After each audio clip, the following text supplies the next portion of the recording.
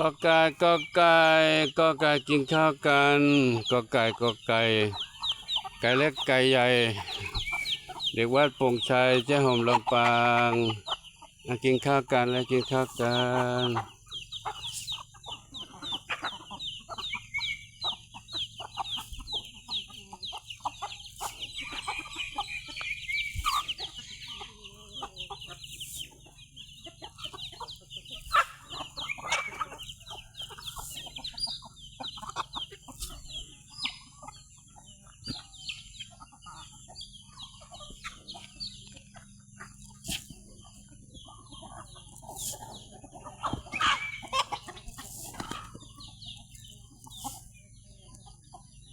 มาเหมียวมาด้วยเรามาเหมียว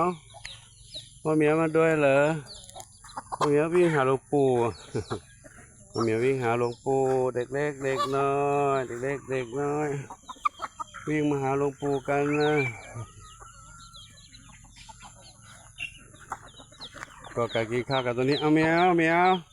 ห้ามกวนลูกไก่กวนลูกไก่นี่โดนตีแล้วห้ามกวนลูกไก่มาเหมียวห้ามกวนลูกไก่มีเหมียวบางเหมียวชอบเล่นกับลูกไก่ก็มีจับลูกไก่ไปเล่น จับลูกไก่ไปเล่นลูกไก่เล่นไม่เป็นลูกไม่ใช่ของเล่นเราลูกไก่เขาก็มันอยู่กับแม่เขาเนาะเหมียวมาเล่นกับไก่ลูกไม่ได้ไก่เจ็บโอ้ยเลยเหมียวมีเล็บ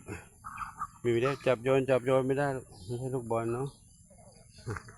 ทางปลูกขอนำภาพบรรยากาศยามเช้าน้องไก่น้องเหมียวน้องไก่กินข้าวเหมียวกินแล้วนะเหมียวกินแล้วมาเดินเล่นด้วยเราให้น้องไก่กินข้าว